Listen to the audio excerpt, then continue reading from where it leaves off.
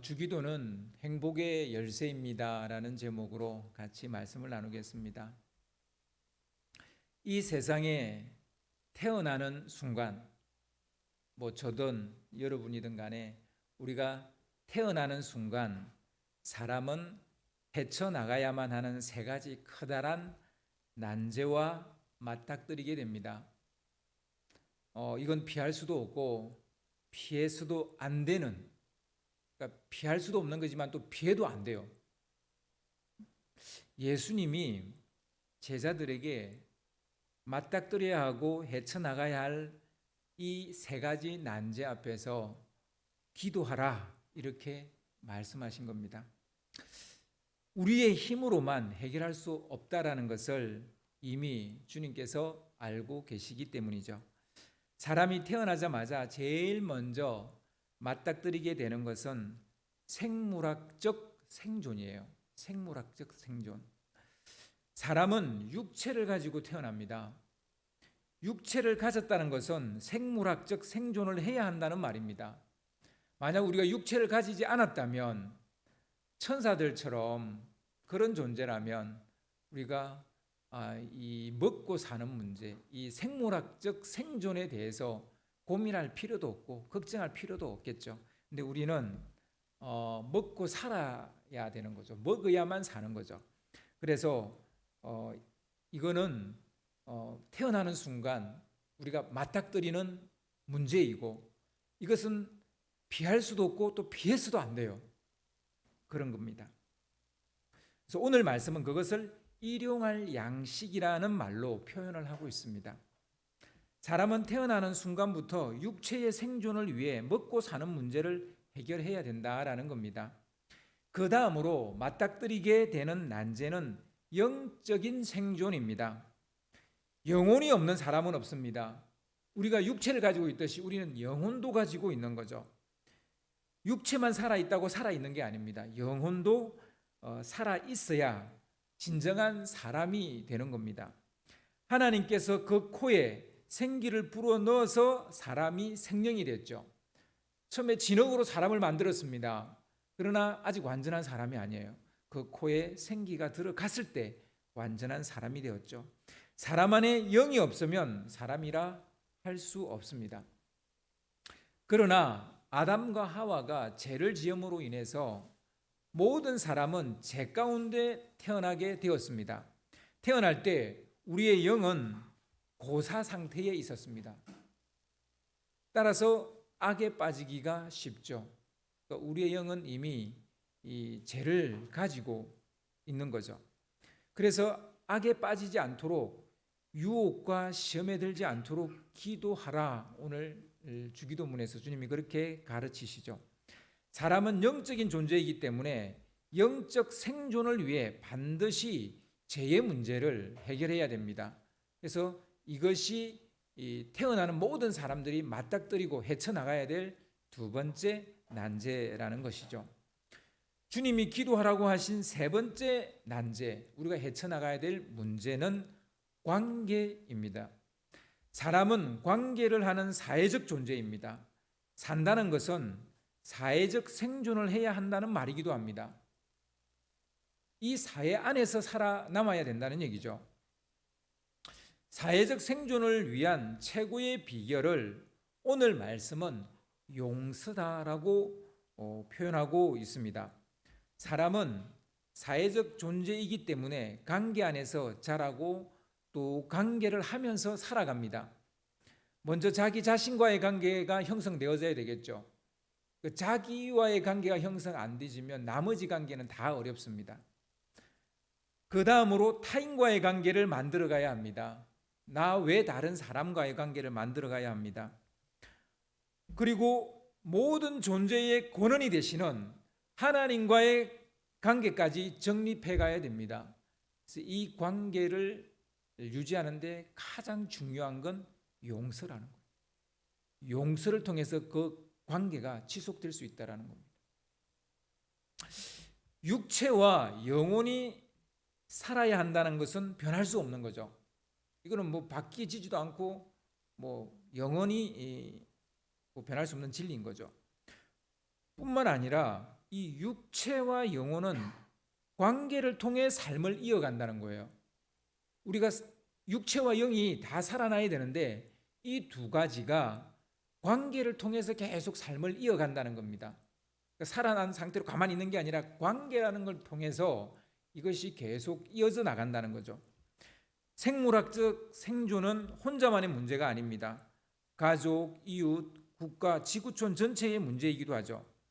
팬데믹이 우리에게 주는 교훈 중에 하나는 이 땅덩어리에, 이 지구에 사는 모든 사람들은 똑같은 운명을 가지고 있다는 거예요. 서로 똑같이 코로나를 몰아내야만 똑같이 사는 거예요. 잘 사는 나라만 백신 맞는다고 해결되는 게 아니에요. 영국 그렇게 백신 뭐 거의 다 맞고, 이스라엘 다 맞았는데 인도 델타 플러스 코로나가 들어오니까 또다시 마스크를 쓰게 됐어요.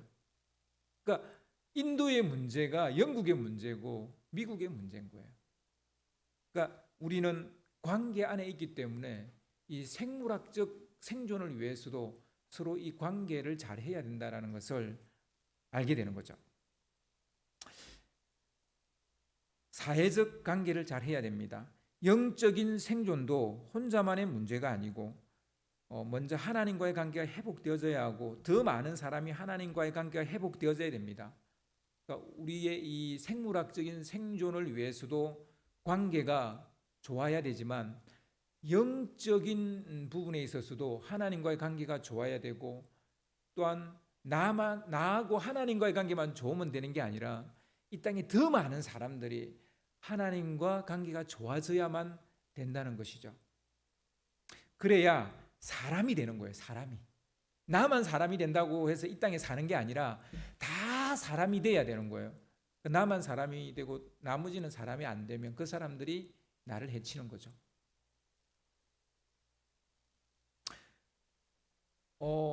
사실 사람은 법으로 이걸 해결하려 해요. 법을 만들어서 어떻게든지 관계를 지켜나가려고 해요. 근데 하나님은 아니라는 거예요. 기도를 하라는 거예요. 기도를. 법 안 된다는 거예요. 기도를 해서 용서를 하라는 거예요. 그냥 용서가 잘 안 되니까 기도를 해서 하나님께 용서를 받아야 되고 기도를 해서 나한테 잘못한 사람을 내가 용서해 줘야 되고 이렇게 해야 관계가 회복이 된다. 이 관계가 회복이 돼야 또 우리가 생물학적인 생존도 할 수 있고 영적인 생존도 할 수 있다. 이렇게 이야기하고 있는 겁니다. 이 세 가지는 난제이고 져야 할 멍해지만 그런데 이 굴레가 없다면 또 생존도 불가능해요. 분명히 이 세 가지는 우리가 헤쳐나가야 될 쉬운 문제가 아니에요. 어려운 문제예요. 근데 그래서 이 어려운 문제가 없었으면 좋겠다. 그럼 우리가 없는 거예요.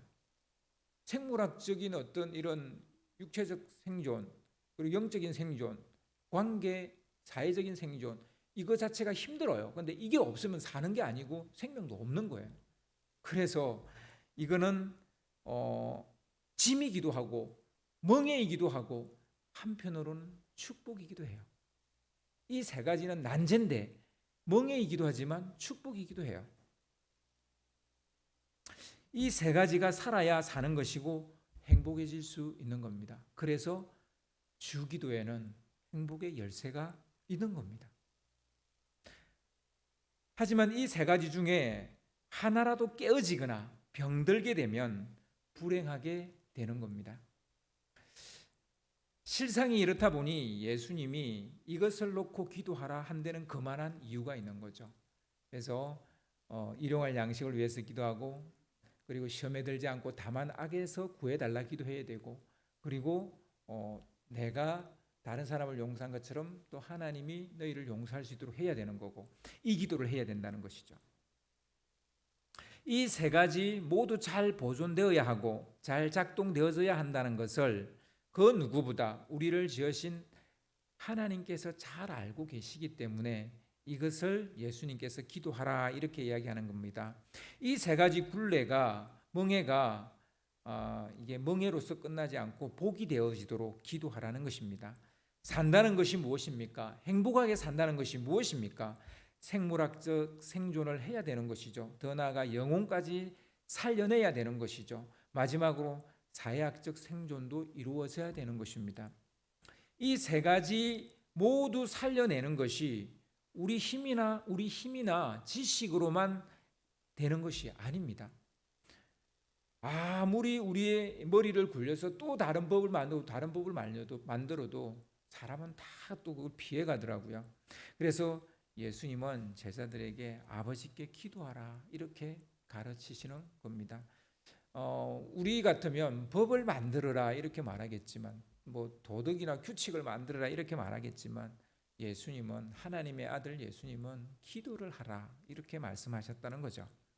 이 세 가지 중에서 가장 쉬운 것이 뭐겠어요? 관계, 영적인 것, 생물학적인 것. 제일 쉬운 게 뭐겠어요? 제일 쉬운 게 사실은 생물학적인 거예요. 이 생물학적 생존이 제일 쉬운 거예요.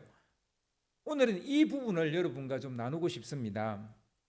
그러나 우리는 이것조차, 이 생물학적인 생존조차 버거워할 때가 얼마나 많은지 모릅니다.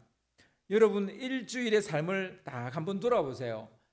영적인 문제 때문에 삶이 버거웠어요? 생물학적인 문제 때문에 삶이 버거웠어요? 예, 생물학적인 것 때문에 힘들었어요. 그럼 관계적인 것 때문에 힘들었어요? 생물학적인 것 때문에 힘들었어요? 둘 다예요? 사실은 관계가 생물학적인 것보다 더 어려워요. 힘들어요. 아무튼 이 생물학적인 게 이 셋 중에서 가장 쉬운 거예요. 그런데 우리는 이 제일 쉬운 것도 버거워할 때가 얼마나 많은지 모릅니다. 생물학적 생존조차 마음대로 되지 않아서 괴로워하고 고통스러워합니다.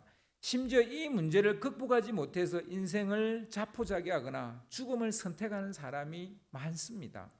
뿐만 아니라 이게 해결이 안 되니까 이제 나쁜 방법, 즉 남의 것을 훔치거나 빼앗거나 죽이면서 이 생물학적인 문제를 해결하려고 하는 이런 지경까지 나아가게 되는 거죠. 생물학적 생존을 위해 우리는 모든 지식과 힘과 시간과 노력을 쏟지만 그것조차 쉽지가 않다는 거예요. 우리는 생물학적 생존을 위해 거의 20년을 준비하지만, 아니 평생을 준비하지만 생물학적 보존을 완전히 보장받지를 못해요. 그렇게 내가 공부를 많이 했어요. 그렇게 가서 막 구박 들으면서 일을 배웠어요. 그렇지만 여러분, 정말 생물학적인 나의 이 육신의 삶을 보존할 만큼의 확실한 보장을 받았습니까? 여전히 위태로워요. 여전히 위협이 많고 위기가 있어요. 취업은 여전히 어렵습니다. 취업을 했더라도 이런저런 이유로 직장을 떠나야만 하는 경우가 다반사입니다. 몸은 언제 어떻게 아플지 알 수도 없습니다. 말이 쉽지 먹고 사는 문제가 그리 간단치 않고 그리 녹록치 않습니다. 그래서 주님은 우리에게 일용할 양식을 위해서 하나님께 기도하라 하시는 겁니다. 그냥 주기도 할 때 그냥 아무 생각 없이 기도하실는지 모르겠지만 이 문제가 우리 인생의 구활을 차지하고 있어요. 10개 중에서 9개가 이 문제로 우리는 늘 고심하고 있어요. 그런데 왜 기도하지 않을까요? 일용할 양식을 위해서. 우리의 가장 큰 착각 중에 하나가 이것입니다. 먹고 사는 문제는 절대적으로 우리의 노력과 수고에 달렸다라고 생각하는 것이죠. 여러분 정말 그럴까요? 하나님께서 우리의 여건과 형편을 돌아보시지 않는다면 우리의 모든 수고가 헛될 때가 얼마나 많습니까? 시편 127편 말씀을 우리는 너무나 잘 알고 있고 또 암송도 하죠. 그러나 우리가 이것을 우리 삶에 잘 적용하지는 않는 것 같아요. 제가 읽어드릴게요. 시편 127편 말씀을 좀 띄워주세요. 여호와께서 집을 세우지 아니하시면 세우는 자의 수고가 헛되며 여호와께서 성을 지키시지 아니하시면 파수꾼의 깨어 있음이 헛되도다. 너희가 일찍이 일어나고 늦게 누우며 수고의 떡을 먹음이 헛되도다. 그러므로 여호와께서 그의 사랑하시는 자에게 잠을 주시는도다. 아멘. 아무리 일찍 일어나고 늦게 누워도 그렇게 부지런히 살아도 주님이 돕지 않으면 그 모든 수고가 헛된 것이 될 수 있다는 겁니다. 하루아침에 모든 것을 잃어버릴 수 있어요. 안 잃어봐서 아직 모르겠어요? 그럴 수 있어요. 하루아침에 모든 물질을, 하루아침에 건강을 잃어버릴 수 있어요. 심지어는 하루아침에 내 생명도 잃어버릴 수 있어요. 어느 날 갑자기 건물이 무너져 내가 타고 가던 버스가 그게 깔리는 거예요. 어느 날 내 가족을 잃어버릴 수 있어요.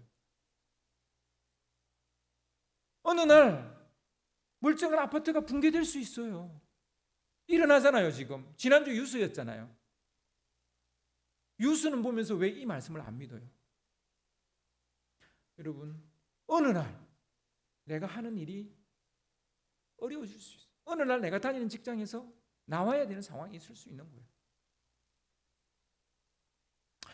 반대로 별로 신경 쓰지 않았고 마음 편하게 잘 자고 일어났는데 일이 되려고 하면 너무나 쉽게 일이 술술 풀릴 때가 있어요. 일이 되려 하면 그냥 수월하게 일이 척척 진행되는 거예요. 주님이 도우시면 그런 거예요. 우리의 먹고 사는 문제를 해결하기 위해 애쓰고 노력하지 말라 이런 얘기가 아닙니다. 그렇게 해도 안 될 때가 수두룩하기 때문에 하나님께 도와달라고 기도해야 된다는 거예요. 일용할 양식을 위해서 기도해야 된다는 거예요. 지금 일용할 양식이 있으니까 이제 기도 안 해도 된다가 아니에요. 어느 날 내가 하나님을 찾지 않으면, 하나님의 도움을 구하지 않으면 어느 날 이것이 와르르 무너질 수 있다는 겁니다. 출생 이후 스스로 무엇인가를 할 수 있는 시기가 되면 그때부터 우리는 이제 요즘 현대인들은 학업에 몰두하죠. 먹고 사는 문제를 해결하기 위해서 공부를 하죠. 기술을 배우죠. 진학과 진로를 고민하죠. 치열하게 준비해서 직장에 들어가거나 자기 사업을 하게 됩니다. 이런 오랜 준비 작업과 일련의 경제 활동 모두 다 먹고 사는 문제 아닙니까? 먹고 사는 문제를 해결하기 위함이 아닙니까? 그렇잖아요. 우리는 이것에 우리 인생의 구하를 사용한다 해도 틀리지 않을 겁니다. 여러분에게 에너지가 10개가 있어요. 그 중에서 여러분 지금 9개를 어디다 써요? 거의 먹고 사는 문제 안 써요? 안 그렇습니까? 여기에 다 쓰고 있잖아요. 그나마 가장 쉬운 것인데 이 생물학적 생존이 가장 쉬운 것인데 여기에 구하를 쓰고 있다고요. 우리는. 그러나 주님은 이것을 기도라는 거예요. 구하를 써도 안 된다는 거예요. 아니, 내가 가지고 있는 10개를 다 쓰는 거예요. 내가 10시간을 가지고 있는데 10시간을 다 써요. 내가 10개의 에너지를 가지고 있는데 그 에너지를 다 써요. 내가 10개의 지식을 가지고 있는데 여기에 다 썼어요. 10개를 다 써도 안 될 때가 있다는 거예요. 그게 이 생물학적인 생존이에요. 18을 쓴다 해도 우리의 힘이나 지식으로 해결할 수 없는 것이 있다는 겁니다. 그래서 먹고 사는 문제에 기도해야 돼요. 에이, 뭐 거룩한 어떤 비전이나 이런 걸 위해서 기도해야지. 물론 기도해야죠, 그것도. 그렇지만 일용할 양식을 위해서 반드시 기도해야 돼요. 먹고 사는 문제 반드시 기도해야 돼요. 물론 먹고 사는 문제만 기도해서는 안 되겠지만 이것조차 기도하지 않는다면 그것이 더 문제입니다. 제가 장담을 하는데요. 먹고 사는 문제를 기도하지 않는 사람이 영적인 문제를 놓고 기도할까? 하나님의 나라를 위해서 기도할까? 좀 그런 사람 본 적 없어요. 자기 삶의 문제를 놓고도 기도 안 하는 사람이 하나님의 나라를 위해서 기도할까요? 안 해요. 못 봤어요, 나는 아직까지. 여러분, 당연히 일용할 양식을 위해서 기도하셔야 돼요. 우리는 여기서 일용이라는 말에 주목을 해야 됩니다. 일용이라는 말. 일용의 해석을 잘 해야 돼요. 영어로는 데일리라고 되어 있어요. 일용할 양식을 구하는 것은 그날 먹을 거리를 위해 기도하라는 것입니다. 일용할 양식을 위해 기도해야 한다는 것에는 두 가지 해석이 들어있다고 저는 생각을 합니다. 하나는 이 양식의 일용이라고 붙을 때 부족함이 없어야 된다. 오늘 먹을 양식이 있어야 된다는 거예요. 즉 부족함이라는 부분이 들어있고 다른 하나는 차고 넘치지 않아야 된다는 말이기도 합니다. 그러니까 오늘의 양식인 거예요. 내일의 양식이 아니라 오늘의 양식. 그러니까 부족함도 없어야 되겠지만 차고 넘치지도 말아야 된다는 거예요. 부족과 과잉도 없어야 그것이 일용입니다. 우리는 일용할 양식이라고 늘 하면서 자꾸 과잉을 꿈꾸죠. 많은 부를 꿈꾸죠. 이스라엘 백성들이 광야에서 40년 동안 살아남을 수 있었던 것은 하나님께서 매일 만나와 메추라기를 내려주셨기 때문입니다. 그날 가족 수대로 먹을 양만 거두라고 하셨죠. 더 거두어봤자 소용이 없었어요. 그 다음날 그 만나는 썩어서 벌레가 바글바글 거렸어요. 사실 우리가 사는 이 시대는 일용할 수 없을 정도로 심각한 부족함이 있는 지역과 나라가 있어요. 반대로 일용하고도 남아도는 과잉이 문제가 되는 나라도 있습니다. 불균형이 아주 심각하죠. 그런 나라도 있지만 한 나라 안에 사는 사람도 또 이렇게 불균형이 심합니다. 우리는 지금 심각한 과잉의 시대에 살고 있습니다. 우리나라 사람들. 이것이 과연 축복일까요? 축복이 아닙니다. 일용은 과잉이 아니기 때문이에요. 우리는 과잉의 역설 혹은 과잉의 저주에 빠져서 허우적거리고 있습니다. 인구 과잉, 부의 과잉은 심각한 불균형을 가져왔습니다. 뿐만 아니라 이 인구의 과잉과 부의 과잉이 개발의 과잉으로 이어지다 보니까 결국 자연은 파괴되고 환경은 오염되어서 인류의 종말을 앞당기고 있습니다. 그러나 아무도 이 고장난 기차를 멈출 수 없다는데 우리의 미래가 어두운 거죠. 아무도 이걸 멈출 수가 없어요. 일용할 양식이면 되는데 천년 만년 살 것처럼 축척을 하고 있는 거죠. 더 쌓고 가지려고 하죠. 틈만 나면 더 쌓으려고, 더 가지려고 싸우고 전쟁을 일으키죠. 결국 과잉을 추구하려다 보니까 전쟁을 일으키고 전쟁은 더 많은 것을 잃어버리게 했습니다. 이것이 인류가 반복하고 있는 역사입니다. 일용할 양식을 위해서 기도한다는 것은 모자람이 없도록 기도해야 된다는 것이기도 하지만 과잉이 일어나지 않도록 기도해야 된다는 것이기도 합니다. 주님은 무소유를 말씀하시지 않았어요. 아무것도 소유하지 마라 그렇게 말씀하지 않았어요. 일용할 양식이면 충분히 행복할 수 있다 이렇게 말씀하시는 거예요. 우리는 착각합니다. 내 명의로 된 집이 있으면 그런 집 하나 장만하면 행복할 거라고. 행복은 그렇게 올 거라고. 그리고 내 이름으로 된 집이 없으면 불행하다고. 행복은 소유에 있지 않는데 사실은 행복은 생각에서 오는 겁니다. 행복은 우리의 뇌가 행복하다라고 긍정적 생각을 하면 우리가 행복감을 느껴요. 그러니까 어떤 사람은 나는 집을 하나 가졌으니까 행복하다고 생각하면 행복함을 느낄 수는 있어요. 근데 오래 가지 않아요. 왜냐하면 그는 소유를 해버렸기 때문에 또 다른 소유가 생겨야 되는 거예요. 그러니까 이런 소유적 마인드를 가진 사람은 계속 소유해야만 행복해요. 그런데 행복에 대한 마인드가 소유에 있지 않고 과잉이 아니라 그냥 오늘 일용할 양식이 있다는 것을 행복하다고 생각하는 사람은 오늘 그냥 내가 먹을 만큼 먹었으면 행복한 거예요. 그래서 이 행복은 소유에 있지 않고 사실은 생각에 달려 있습니다. 이것은 제 얘기가 아니고요. 뇌과학자들의 이야기입니다. 주님은 무소유가 아니라 적당한 소유를 위해서 기도하라 하신 거예요. 일용할 양식은 적당한 소유를 이야기합니다. 주님은 무소유가 아니라 적당한 소유를 이야기하십니다. 예수님이 제자들을 전도 실습 내보내실 때 적당한 소유가 무엇인지를 이야기하셨죠. 맨발로 다니라고 하지 않았습니다. 한 켤레면 된다는 거예요. 뭐 두 켤레, 세 켤레 필요 없다는 얘기죠.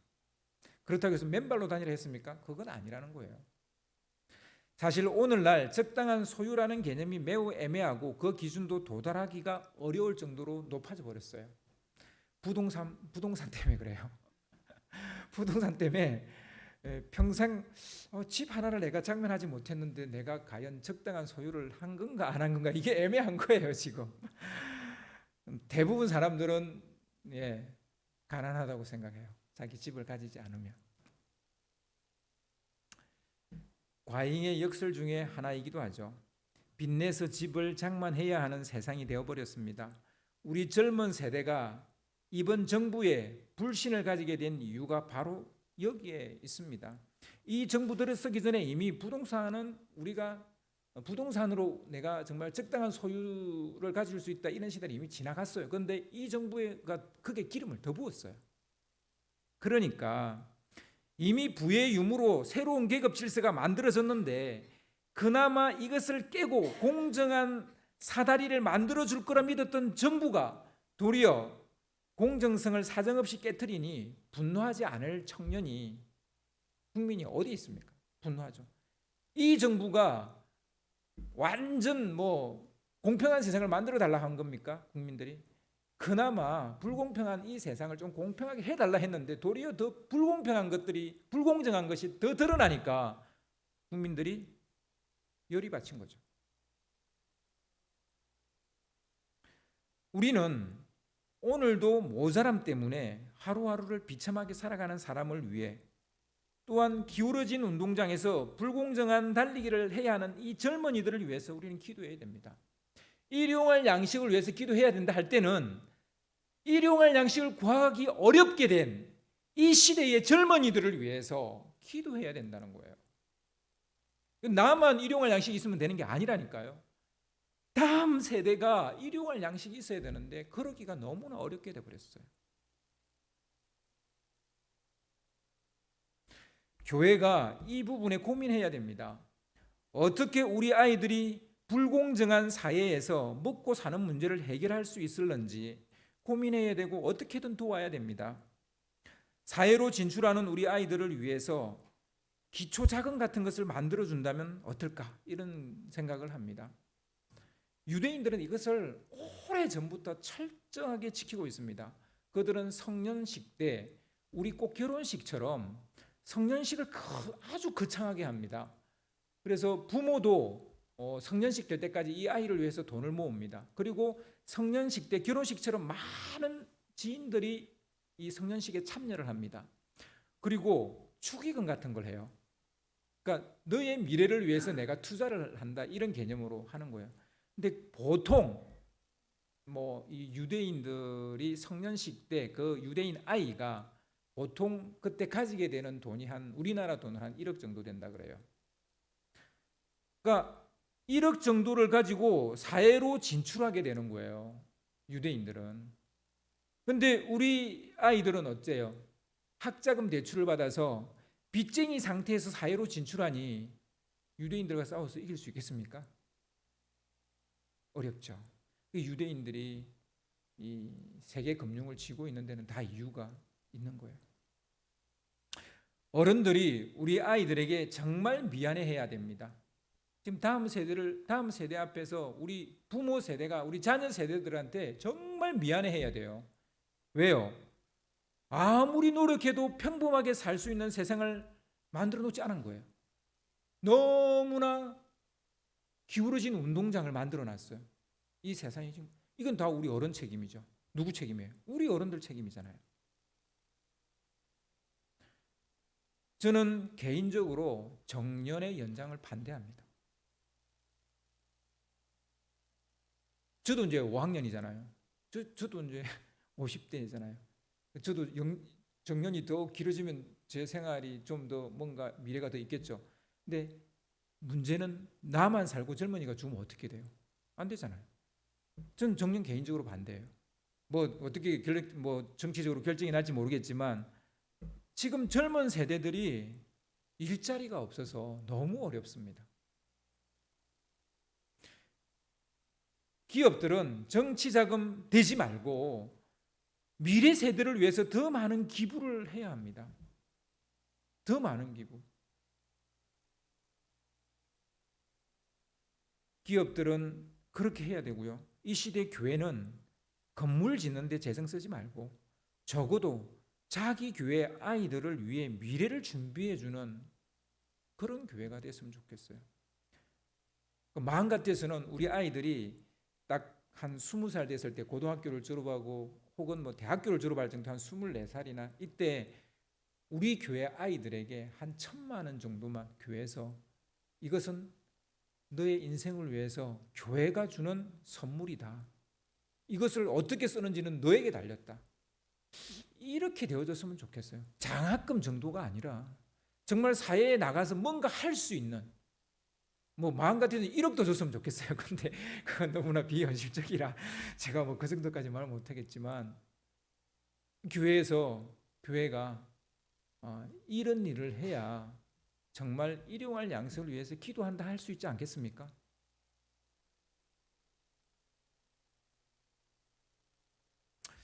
어째서 하나님은 아브라함을 가나안 땅으로 이주시키셨을까요? 갈대우르가 그렇게 살기에 어려운 곳이 아니에요. 티그리스 유프라테스 강이 흐르는 아주 비옥한 땅입니다. 그래서 메소포타미아 인류 문명에서 가장 먼저 발전한 도시 중에 하나가 우르예요. 근데 그 우르에서 왜 가나안 땅으로 가라 했을까요?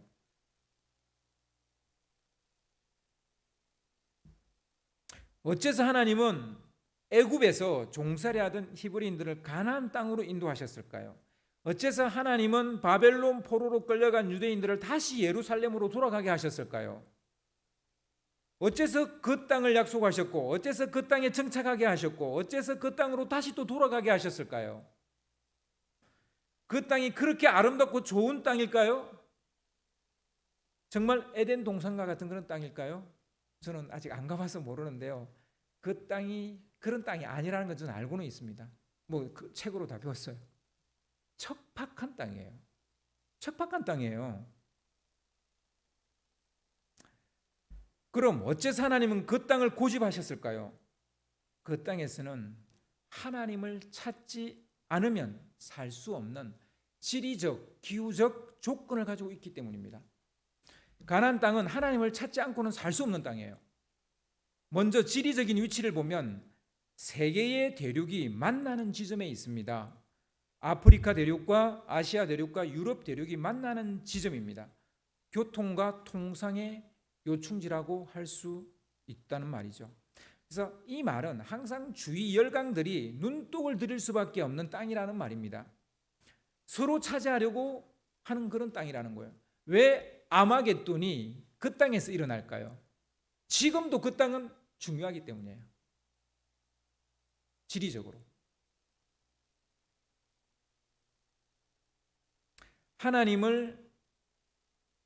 이스라엘 민족은 작은 민족입니다. 대제국들이 일어나면 추풍 낙엽처럼 떨어질 수밖에 없는 그런 작은 민족이에요. 작은 나라예요.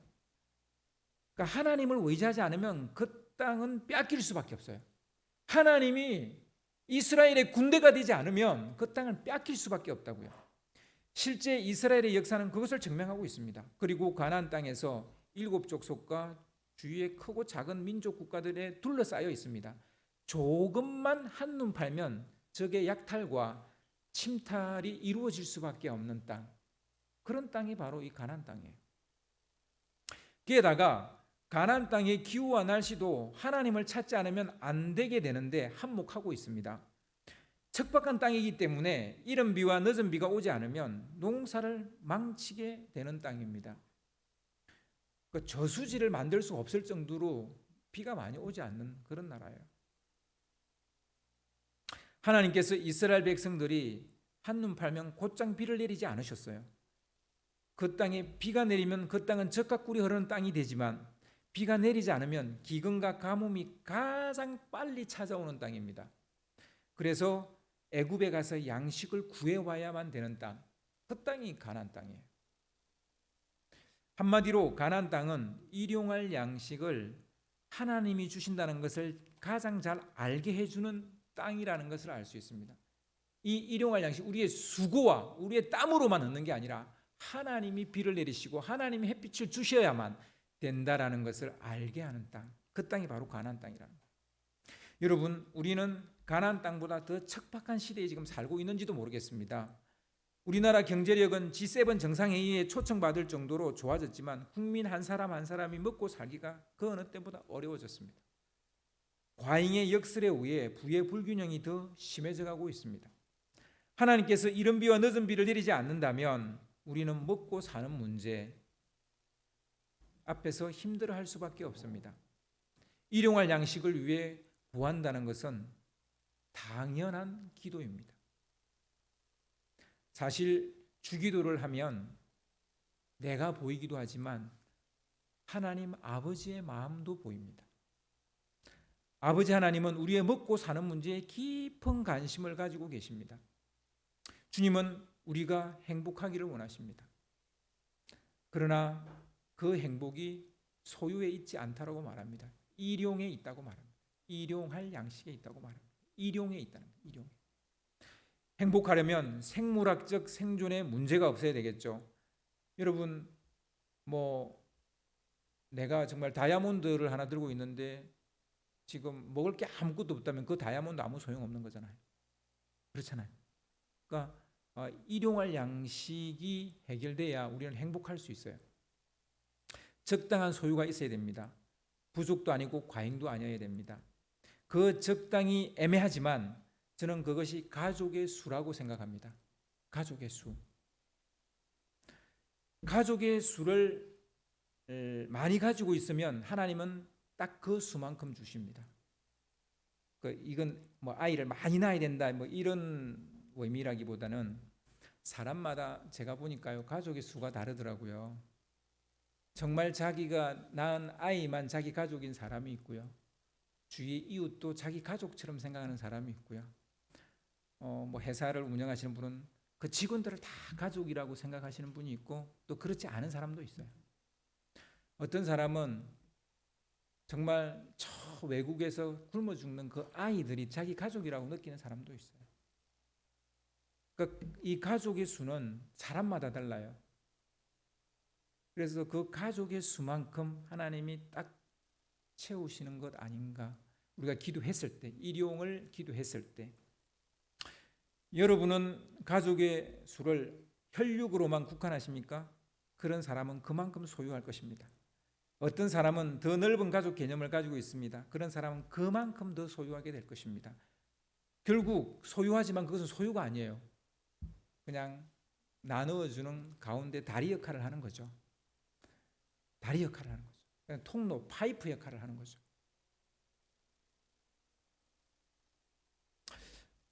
행복하게 될 수밖에 없죠. 파이프 역할을 할 때. 많이 가졌지만 그것을 내가 가지고 있지 않으니까 행복한 거예요. 나눠주니까. 일용의 범위는 여러분 자신이 사실은 정하는 거예요. 그래서 이게 애매한 겁니다. 저도 정의해 줄 수 없어요. 나눔과 베품은 여러분이 정하는 겁니다. 그리고 그만큼 하나님이 주시는 거예요. 나머지는 썩어버리게 만드실 거예요. 반드시 우리를 사랑하시기 때문에. 왜냐하면 그게 썩지 않으면요, 우리는 축적을 해서 하나님을 떠날 것이기 때문에. 그거는 틀림없습니다. 행복은 다른 누군가가 주는 것이 아니라 그래서 내가 만들어가는 거예요. 그래서 우리가 이 일용할 양식을 위해서 어떻게 기도해야 되고 이것을 기도할 때 우리가 어떻게 행복해질 수 있는지 오늘 여러분과 말씀을 나눴습니다. 여러분 일용할 양식을 위해서 꼭 기도하시고 여러분 자신만이 아니라 여러분 주위에 있는 사람도 일용할 양식이 여러분으로 인해서 채워지는 역사가 있기를 주님의 이름으로 축원합니다.